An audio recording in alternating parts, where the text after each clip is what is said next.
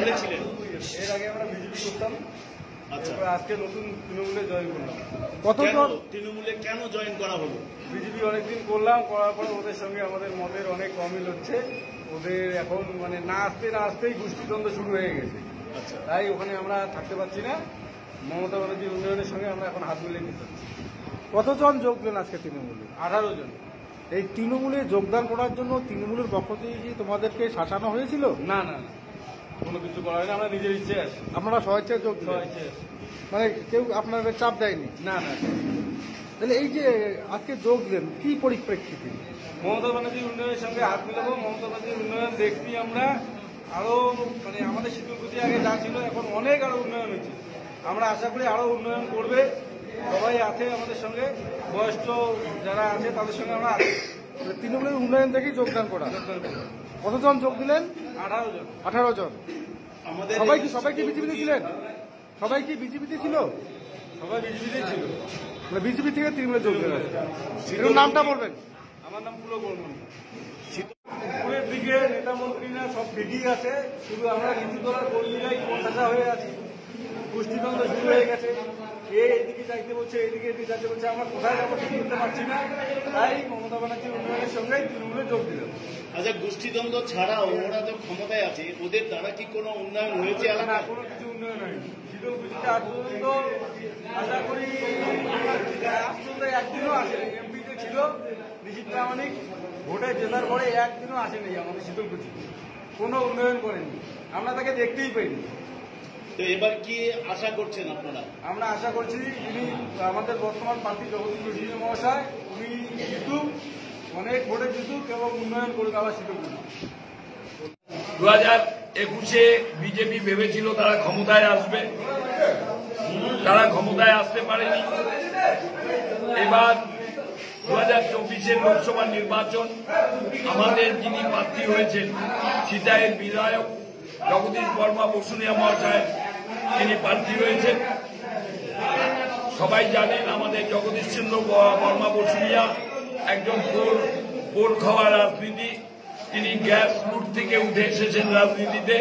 তিনি প্রথম জীবনে পঞ্চায়েত সদস্য হিসাবে মনোনীত হয়েছিলেন। তারপর তিনি আদাবাড়ি গ্রাম পঞ্চায়েতের প্রধান হয়েছেন। 2013 সালে তিনি পঞ্চায়েত সমিতির সদস্য নির্বাচিত হয়েছেন এবং 2013 সালে সিতাই পঞ্চায়েত সমিতির তিনি সভাপতি হয়েছেন। 2016 সালে তিনি বিধানসভা সিতাই কেন্দ্র থেকে জয়লাভ করেছেন বিপুল ভোটে এবং 2021-এ তিনি আবার পুনরায় নির্বাচিত হয়েছেন সিতাই বিধানসভা কেন্দ্র থেকে।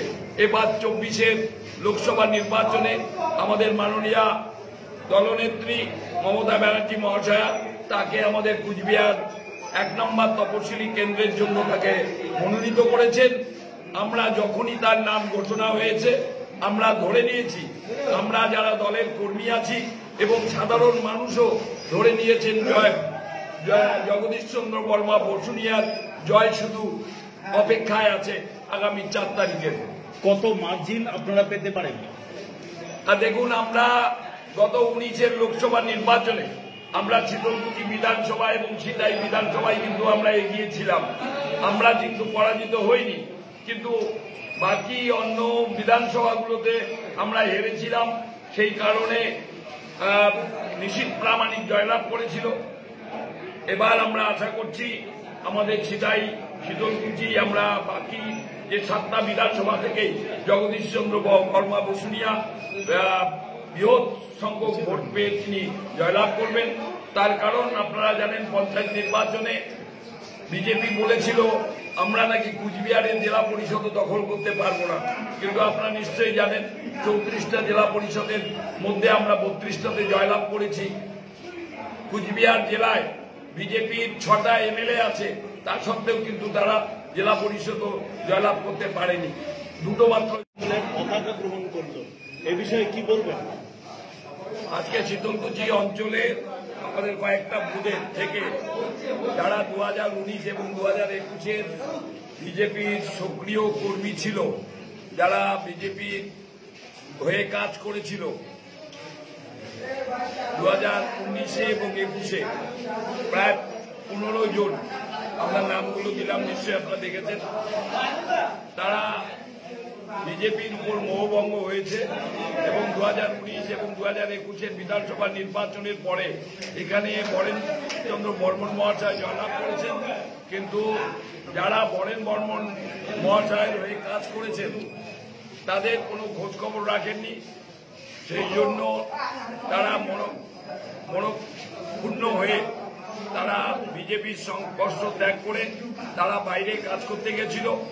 আবার এখন নির্বাচনের সময় তারা আবার ভোট দিতে এসছে।